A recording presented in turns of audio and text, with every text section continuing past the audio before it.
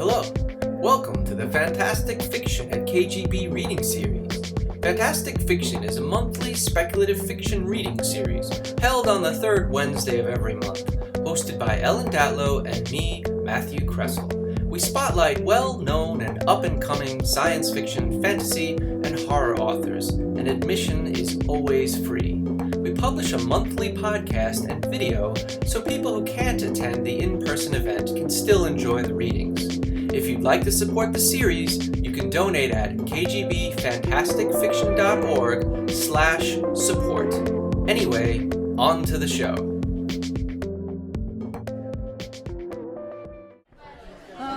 We're gonna begin. Thank you. Shushing. Excellent. Not having any of that. Welcome to Fantastic Fiction at KGB, New York City's longest-running monthly speculative fiction reading series, held on the third Wednesday of every month here at second Wednesday. Here at the famous KGB Bar. I'm Teresa DeLucci, standing in for Matthew Kressel while he's traveling. A little history about KGB for those who haven't been here before. Begun in the late 90s by Terry Bisson and Alice K. Turner, this series has been co-hosted by Ellen Datlow and Matthew Kressel since 2008. KGB has been a gracious host for 20 years, never charging a cover, so all we ask, attendees please show their support by ordering a hard or soft drink, preferably cold, we need it today, and tipping your hardworking bartender, Mary. Thank you, Mary. And please join our mailing list at kgbfantasticfiction.org. Each reader will read for about 20 minutes with a short break in between, and there are some books for sale as well. Our first reader tonight is Farah Rose Smith. Farah Rose Smith is the author of the horror and dark fantasy novellas Eviscerator, The Almanac of Dust, Anonyma, and Lavinia Rising. She has also written 2 collections of short supernatural fiction, Of One Pure Will, and The Witch is the Body.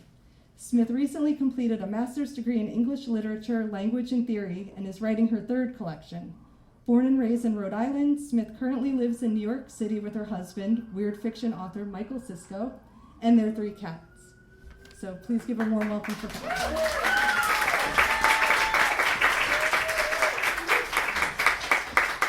Hi.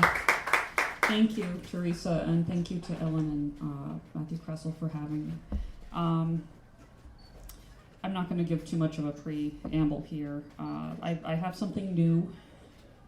I haven't written fiction in some time. So here, this is a potential first chapter of a novel that's looking at, in school I was looking at the intersection of disability and the history of the circus. And I wanted to write about that a little bit in a humanizing way, so. Okay. Those ain't legs, they'll say. After I'm dead, near 40, torso cut, open, organs passing hands, my autopsy will bring in more folks than the doctors can reckon with. Artists might come to draw my dead body, too. Some kid'll see a picture of me in a history book and pass the page. Not a thought in his head about all that life glossed over, in a few pastel strokes of a scary body. $5, the ticket price, to see my heart, my brain, everything inside of me, but was that really everything? There's an ad for it in the papers next to Bananas for a Bunch, and a new circus, touting bigger, better acts. And I'm not the only one they're cutting open that day, am I? They'll cut open Millie and Salia and Marigold, too.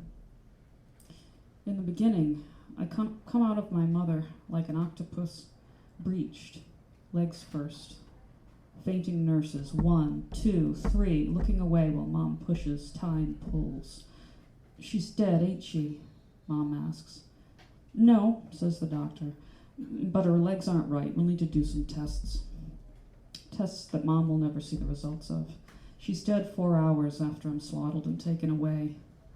My Christian aunt won't take me in. Neither will my rich one. She don't look like Janice. Don't look near human at all. At the orphanage the night before my 7th birthday, I reach down hard and squeeze my thighs, then my knees. They look like everyone else's, don't they? But then the meat and bones get thin. They get rubbery. No feet.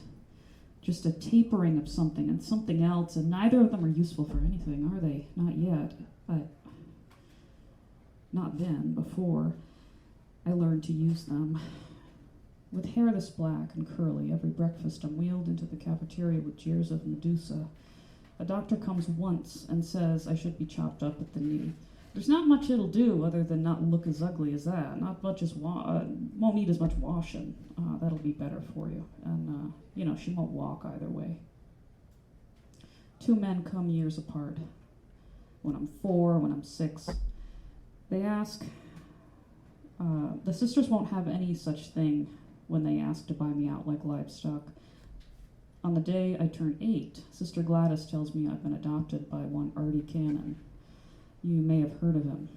I think he's one of those traveling showmen who insists.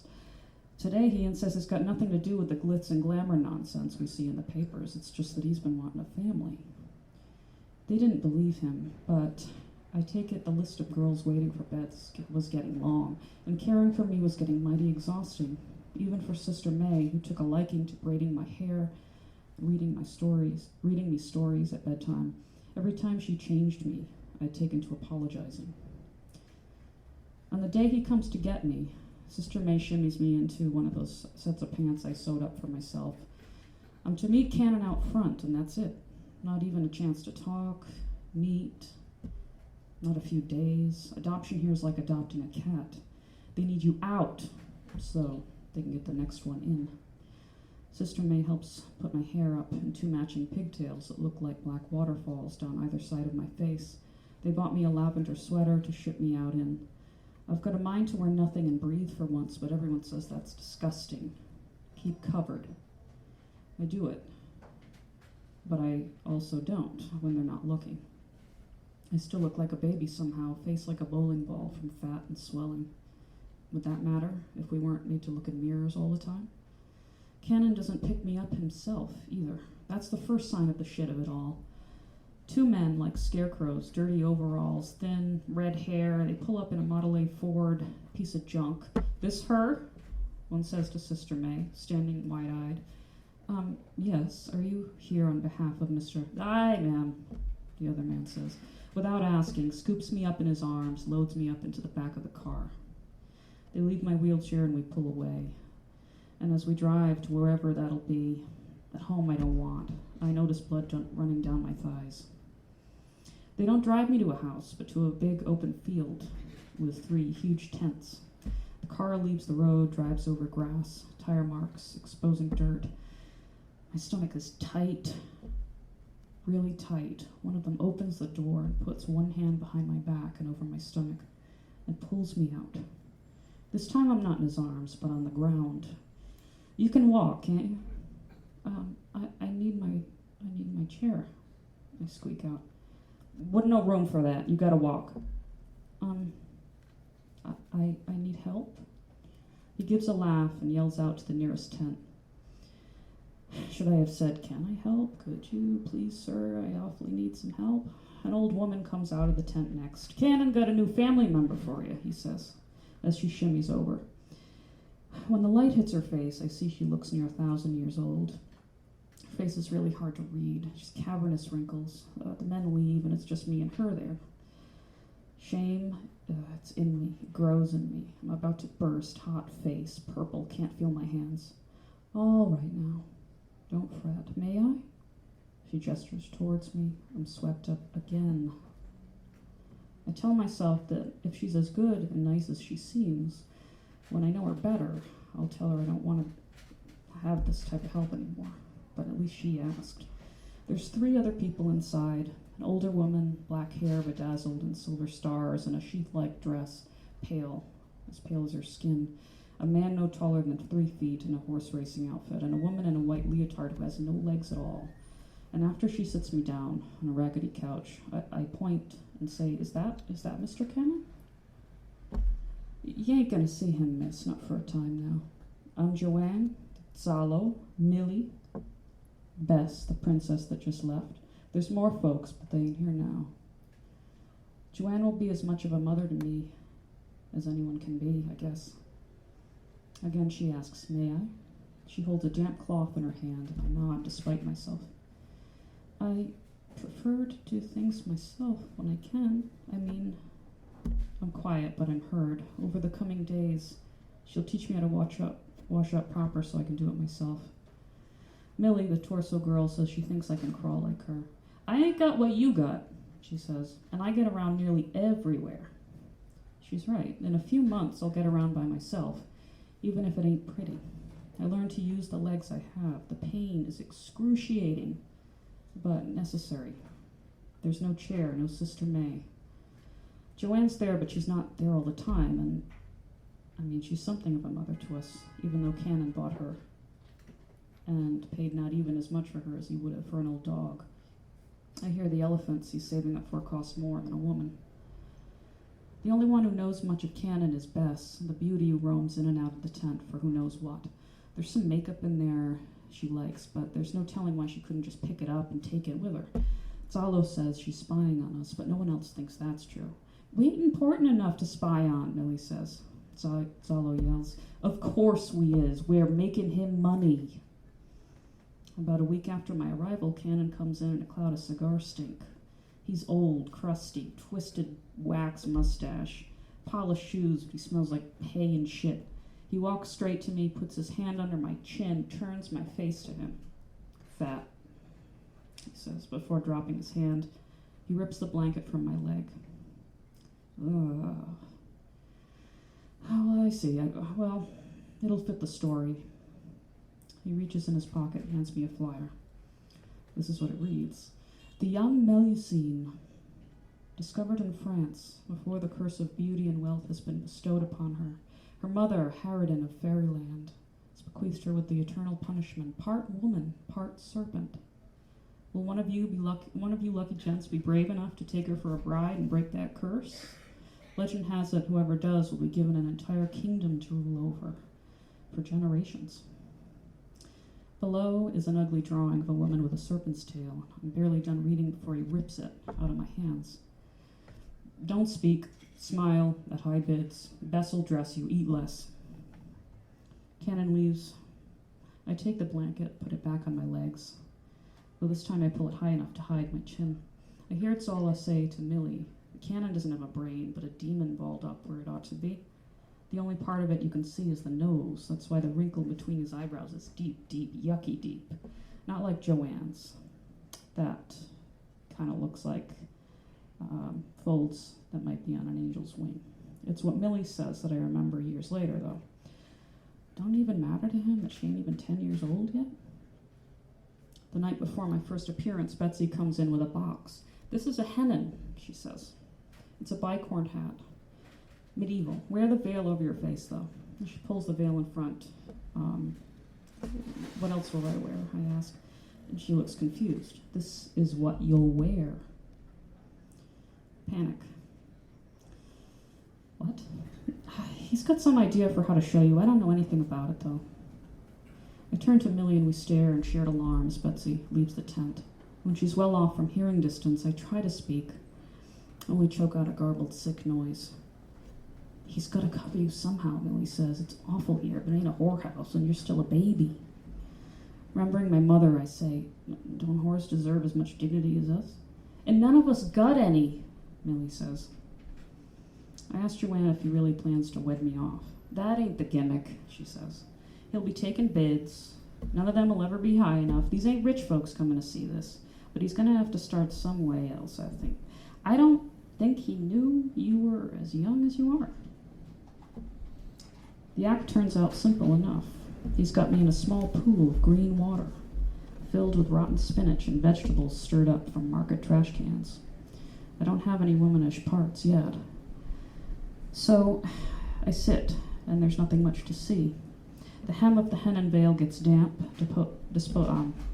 depositing glitter in the water, a hint of magic to the muck and all befitting his act. Cannon doesn't start his auction gimmick, not yet.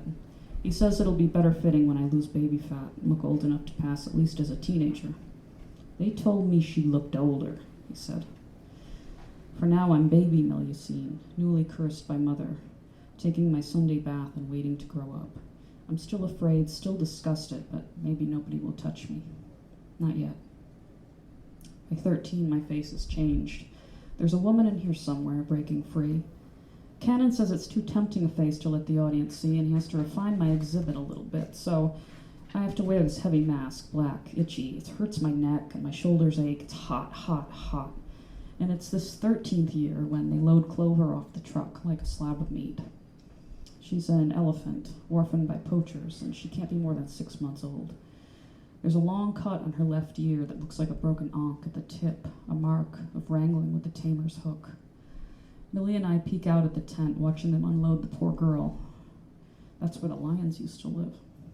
One of them had been limping, not hitting his cues, and 2 nights before the baby elephant arrives, Millie says she hears gunshots in the woods and a big thump.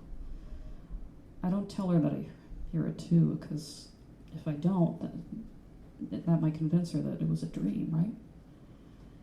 We all knew the elephant wasn't going to be treated any better than the tigers, the lions, than any of us. When the pain in my leg is slight enough for a long crawl, I sneak in to see if the elephant is awake. And there's a little label on her cage that says Clover.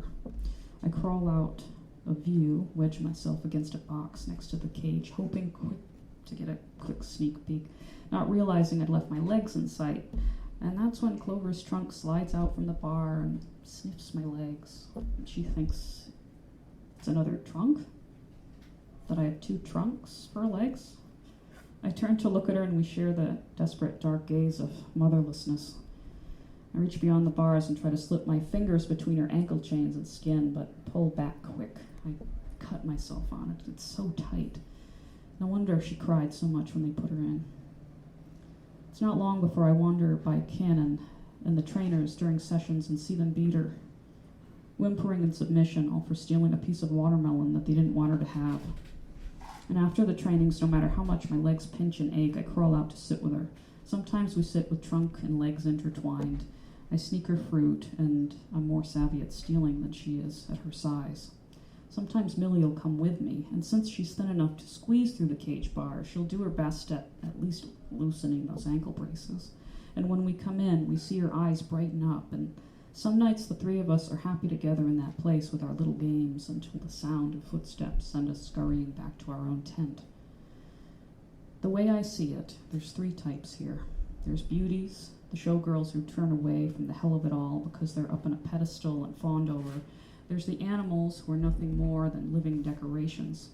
And there's the freaks like me, a warning of what you could have been, but aren't somehow by the grace of whatever God you say. But we're all the same. Here we are the same, all living life on display. Cannon mixes things up, hires prettier girls, bigger animals, getting the sickest and most mangled among us, especially those of us who haven't learned to read or write yet. It doesn't take long for a girl no more than 16, Marigold's her name, to replace Bess. Zola and Joanne said she can tuck her foot behind her ear like Bess used to be able to do before her makeup made her look hard rather than magical. First, I'm on time. Good, okay.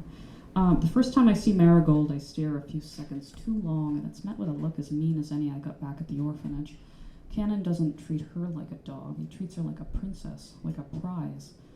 She'll be on the posters in feathers and glitz, riding atop Clover, who has nearly reached her full size now. I think about Marigold all the time. Zola says she's a nasty sort, worse than Bess even, that he's glad she won't come into the tent to eavesdrop and look them up and down like Bess did. But I find myself looking for her on the grounds constantly, and when I see her, it's like seeing some kind of magic bird. Maybe something about her getting more confident, more beautiful with growing fame was an obsession because it was so different from what was happening to me. Cannon never had his men clean the muck I sat in, and my legs got something really wrong with them now.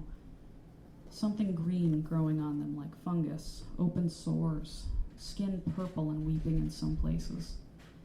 Millie gave me scrap fabric to wrap around for when I play with Clover, so I don't give anything to her or make her sick. She seems to know anyway not to touch it. One night I'm in the tank. Business is slow. So I lift myself out when I can't hear anyone coming. When I hear laughter, the clicking of heels, I submerge myself again and wince. It feels like acid being poured on me. A wave of nausea comes over me. You know, Cannon won't like the tears. Marigold approaches the tank. I don't know what to say to her. Her gaze softens as she pulls some papers out from the pocket of her robe. I know Joanne was looking for these and couldn't find them. I had some. It's clear bandages. You can put the bandages over the things on your legs. I don't think it'll sting. She holds them up. If you want to come out, I could help you. I don't want your help, I blurt out. Oh. She seems surprised and hurt. Human, not at all fitting with how Zalo describes her all the time, how we've all been talking about her. Well, I'll leave them here by the tank if you want them. As she leaves, I'm confused with her and with myself. I can barely stand accepting help as it is, let alone from someone I want to be. Late that night, I sit beside Clover's cage, dabbing my legs dry. Her trunk runs over the bandages. I hold out my hand and she slides one of them towards me. I'd been getting comfortable with my strange, rotten feelings about Marigold, infatuation mixed with despair. I imagine there's no room in heaven for a serpent woman, let alone a covetous one like me. And a familiar kind of existential panic grips. Clover feels it, tightens her trunk against me, and I calm down, fall asleep. In the morning, Joanne finds me asleep in there. She gently unfurls Clover's trunk and carries me to the tent. I wake slightly to see her looking at me with worry. I choke out a groggy, "Sorry I fell asleep in there." She tucks me into a tattered blanket. "Listen," she says. "Tomorrow they got a man coming to buy you out." "What?" I try to sit up. She grabs my hand and squeezes it. "He sold you out to another one like him. You're gonna go someplace else." Fatigue and terror, my body starts to shake. I cry and I even vomit on her, and Joanne runs to get a cloth to wipe up my face, just like the first day 6 years ago. "Maybe this new one will treat you right. Don't worry yet. Just wait and see." In the morning, I'm picked up again, like an injured dog, only this time I'm loaded into a trailer. Me, 10 goats, hay splintering into open wounds, no windows, heat of the world, and the sound of a never-ending highway.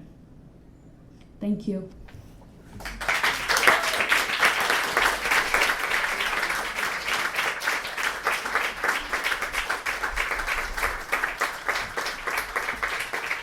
That was wonderful. What's the title? What's the title going to be? Life on display. Okay, and do we know when it will be out? That's just the first chapter I've written, so. Okay, well, it's really great so far. We're going to take about a 15-minute break, have a drink, tip Mary, and we'll be back soon. Thank you.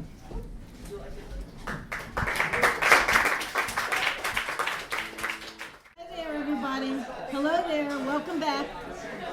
Hello. Welcome back to Fantastic Fiction at KGB. It's great to see so many people, and since we came back in person, there are a lot of new people who show up periodically, and it's really nice to see new faces, and the old ones, of course. But it's nice to know we're attracting new people occasionally.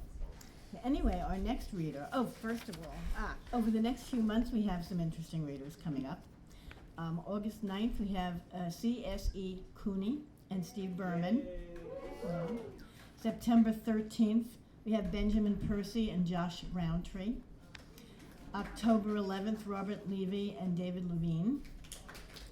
November 8th, Cadwell Turnbull and Victor Manibo. And December 13th, Holly Black and S.L. Coney.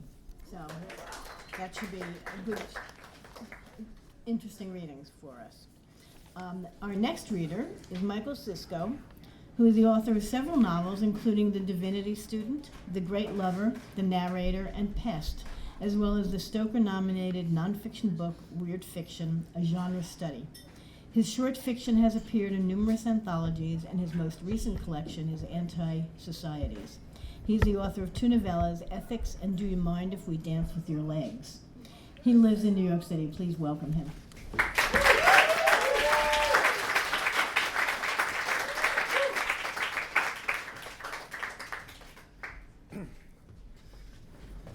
Can you all hear me? Yes? All right. So thank you to Ellen and Matt in absentia and Teresa, and it's good to see all of you. It's nice to be back up here again. So yeah, I'm reading from Pest tonight. I'll put my timer on so I don't take too long. I guess you'll start booing if I overdo. But yeah, so Pest, I have a few copies here if people are interested. I also have one copy of Ethics if people are interested in that. Both of them have animals in common as sort of a combining theme. And I'm going to be reading from Pest, which is a book about a man who is reincarnated as a yak for at least half of the story. This particular part won't involve much of that character, Chalo, but I have him with me, so he's not strictly absent. But here I'm introducing another character. I don't know how much background I need to give here, but basically Chalo's been asked to help. He's sort of working as an architect to design this campus for a very sketchy Californian shaman guru type who wants to build a special complex on Catalina Island to receive a mysterious celestial visitor that he insists is coming. And they've also recruited this a young student whom I'm reading about now. She's just known as AC. She knows Tibetan, and she's translating Tibetan stuff for the cultists and so on. She kind of knows Tibetan, but she's mainly just bullshitting because no one knows the difference, and she's making stuff up. But the gimmick with her is, if you don't know anything about Tibetan folklore, it's really interesting. They have this idea of termas. These are Buddhist texts that are hidden in caves and under lakes and things, and so the various persons find them when the time is right. And this is how they explain how people actually just write new stuff, right? And the people who find them are called tertons, and they're like people who sort of know where the texts are. So AC is actually writing real stuff. She just doesn't. She thinks she's bullshitting, but she's not. Anyway, this is her. She's a real piece of work too. AC's mother was a Christian scientist who taught her, "We are all bubbles in the mind of God, and all suffering is error." She used to get crushing migraines and would sit there at the dining room table, cutting and pasting photographs together with a facial expression that at first glance seemed neutral, but was terrifying to see for any length of time. AC gets migraines too, takes the strongest painkiller she can lay hands on, but they never really work. Not well enough. Riding the bus back to her apartment, she stares fixedly at a page she tore from an art book in the library, showing a painting called Human Nature 2 by René Magritte. Staring at the blue sky in the painting takes the edge off. It makes the bus bearable. That birdless blue sky is living death. Full of light, placidly stern, soft cloudiness that is also biting, hanging on. The blue probe. Dingy bus light catches on the dents in the page, and she has to keep tilting it while the bus swerves and wallows, and her guts lurch with it, and a heavy, pillowy human next to her is half lying down on top of her to keep those fucking reflections from messing up her view. When she looks up from the painting, she sees cops with dripping chrome gloves, people in lockstep, people on the clock, holding clocks that blare prismatic light across their faces, screaming into their clocks and talking prismatic light screams that blink against their chattering teeth. There before her eyes in the window of a second-story gym, a man is lifting a barbell up and down. The feet in the street go up and down. The passing cars go left and right. The siren wailing up and down. The bus goes up and down over the shattered street. Horns honk up and down. Two young women in high heels are waving their flowing hair up and down, massaging painted glow cavities, talking. Chrome sunglass sweat etches their faces with pale glitter. Are they bubbles of the God mind? Or are they error? I'm a machine. I don't stand out. I'm like you. I'm a machine. I won't freak out. I feel nothing. I feel nothing. I think nothing. I feel nothing. I am not here. My blue sky program experiences no emotions, has no preferences, is not desperate to get home. It is not. It loves everyone. It wants to grab the woman next to me and cut her face into strips with a straight razor, bash the driver's head in with a snot-faced baby swung high in both hands and throw a bomb into the bus behind me. Jump with both feet on a cop's fucking face and pump his shit-eating skull with a fucking sidewalk. Get his gun, shoot gun, die shooting. AC, Challo. Challo, AC. The translator's a little girl? No, just a very small young woman. Not that short, but delicate. Meanwhile, she's thinking the architect is a mammoth slob. A slob mammoth. Slob mammoth. Serious, he's thinking, serious, small face. Her glasses are too big for her. She's wearing a plain black hoodie, drops her hood over plain black hair pulled up in a knot. No luster, no ornament. Grave, reserved. Hispanic, Asian, Egyptian, Bangalorean. She's thinking a flabby boulder. AC meets Challo now, almost a month after she first encountered Grant, that's the guru, at what he referred to as the Mexican tea room, and which turned out to be a macrobiotic boutique cafe breathily named Impresiones, where the idea was Apple Store meets Mexican something. He was there first, blowing steam off his tea. The steam billowed up his chest and floated around his head like cigarette smoke, and he would take piping hot sips and breathe the steam out through his mouth and nostrils. He asked her what she liked to read, and not what AC stood for. True crime, she told him. There was a reflecting pool in a white plaster basin, as square as a basement sink, outside the curtained window, and lights from that had a way of darting up into the steam around Grant's head, like bright fish. They weren't doing that for AC. She studied the menu without taking anything in. Can I get you anything? What's the most food of these? The bean sprout burrito is humongous. The waiter holds his hands around this imaginary bread loaf-sized object. AC slashes the burrito to ribbons and then forks it methodically into her mouth. Grant drinks his green tea quietly, without a sound, in a barely visible column of green steam. How long have you been studying Tibetan? Years. Can you sight translate? Yes. Here, let's put that backpack over on this side. Grant Lee holds out his hands. AC uncharacteristically goes along with him, picking her backpack off the floor and handing it to him. Grant puts the strap around his left armrest so that it hangs off the side of the chair just clear of the ground. When you look out over the ocean, how do you feel?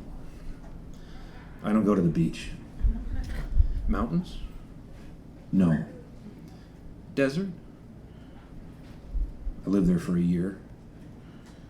Deserts are deceptively honest places. Would you do me a favor and translate this sample for me? AC has already finished her burrito. She burps softly and stares at the funny owl cartoon on her plate.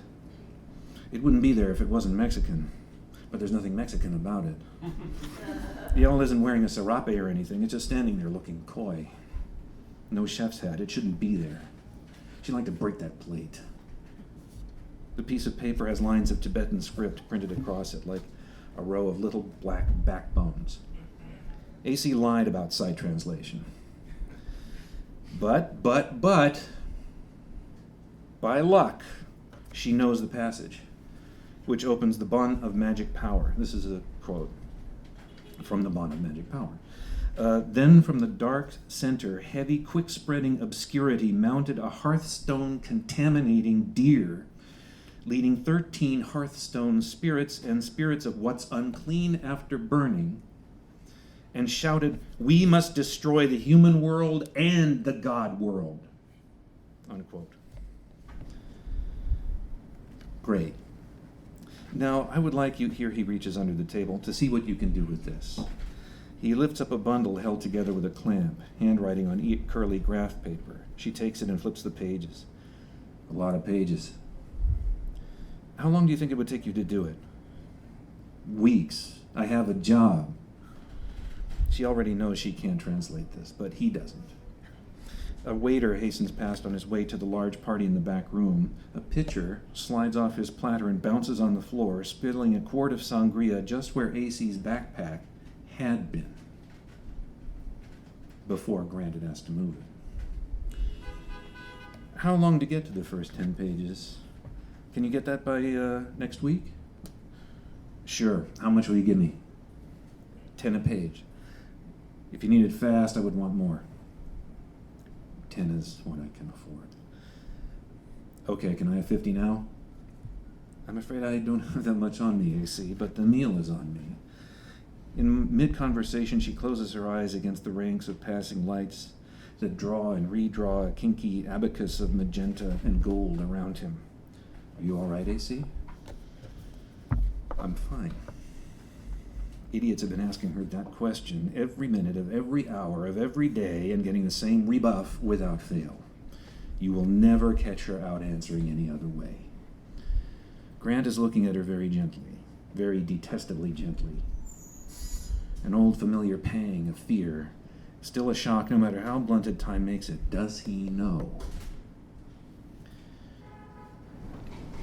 That day should have been magical, with a silver letter emerging from the clouds at the zenith. Walking to the bus, she stops for a long time, looking into the vacant lot that she passes every day. Without the slightest motion, she looks at what she's looking at for a long time before she takes it. This was years ago, when she was attending a 4-year college. Dance night, the cafeteria is shaking with bass, dark inside and striated with blinking lights, shadowy figures slithering among the lights, arms going up and down. Her roommate is out and AC is alone with the thing she found. Loading it, racking around into the chamber. Through a series of doors that punctuate the increase of booming from the cafeteria, right out into the crowd, lights and noise, pulling the trigger, not aiming at anyone, just at them. The music going and the lights, the gun barking at the end of her arm like a tethered dog, flapping and bucking in her hand. Screams in the music, raising arms, students gush from the building, glasses breaking, furniture is crashing. AC is standing still, reloading without looking at what she's doing or seeming to see anything, her face frozen. A security guard charges through the double doors that open into another world of even fluorescent lighting on white tile floors. He sees AC and her gun, wheels around, and runs into the student lounge. When he pops back out into the hall through the second entrance by the exit door, she's standing in the dark just inside the cafeteria, colored lights zooming all around her. And with the lights and music, it's like the hall is a frenzied thundercloud gathered around a young woman, the size of an 11-year-old. With a pistol in both hands that starts popping the moment he breaks for the door. The guard is a heavy black man in his 40s, and he can feel all the flesh on his body lurch and shudder as he pounds through into the siren-y, distraught scene outside. But a bullet-etched line just missing him. He can also feel the puff of its draft and the evil hum of it that will whip back around on him in random moments of fright for the rest of his life. Her brown windbreaker is full of bullets, like loose candies, and she starts methodically reloading. Now bright blue and red flashing lights travel across the tall cafeteria windows. They sweep from the street side around to the front and stop with a little jerk, then sit and swivel. She's alone. No, she isn't. There's a custodian, a Jamaican woman she recognizes, scrambling from behind an overturned table for cover and through a swinging steel door into the kitchen. AC inserts the magazine, racks the top shell, and refills the other magazine she brought, methodically inserting bullet after bullet, as one pair of blue and red lights passes from the street side up to the front. The music has transitioned into a livelier number. Colored lights twist to and fro and bow up and down. 2 cops in bulky vests and helmets plow through the double doors, emptying their guns sort of toward her, and throw themselves dramatically behind the Coke machine and an overturned desk. AC empties her gun toward them from out of a phantasmagoria of light and music, breaking glass and tile, splintering wood, ticking steel, clonking on plastic. The cops empty their guns, draw new ones, and resume firing almost without pause. AC empties her gun and automatically reloads, taking no cover and needing none, and there's more damage and music and shouting and nobody hitting anybody. So the 2 cops clumsily retreat outside, where there are now more cops than students, and a gang of at least 10 charges the door with rifles, gargling police talk to each other. One brings a rifle up just in time to blow the liver out of the Jamaican custodian in the act of tackling AC from behind. AC's pistol pinwheels into a corner, and she goes down under the larger woman's weight. The grimacing face is only an inch from her own, wrung with pain, crying out. Prone and helpless, covered in the custodian's blood, AC is arrested, not shot. An unintelligible, blank-faced cop reads her rights as if it were a ritual curse. She is led out to the car. The cops sitting in the front seat have blank faces, speak in blank voices. Inert as a mannequin herself, she is swept away to the police station, then a holding cell. The first sign of any emotion comes only when she learns that there were no fatalities, except the custodian, who was killed by the police. Not only that, there weren't even any serious injuries. Not one student had to spend more than a single night in the hospital.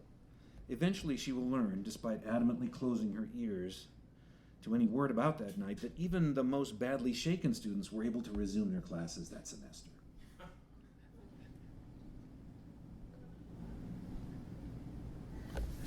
Not one. Not one. 6.5 clips. 106 shots. 106 potential fatalities. 0 realized. 0.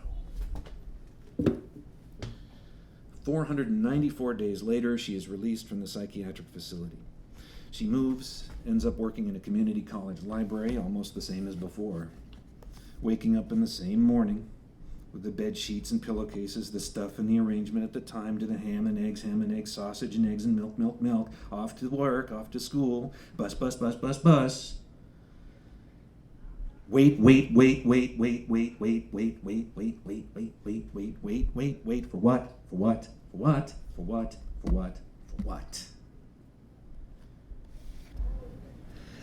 I shot a lot of people, she says silently to the other passengers. I'd do it again. I'd shoot you. The kids, the old ones, the blind ones. I shot a lot of people. Thank you.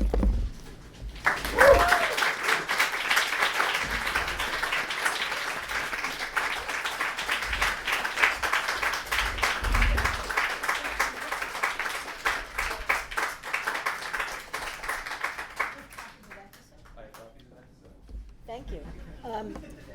Michael has copies of his books to sell, so come and buy them and find out what happens. Nothing good. So come and get them.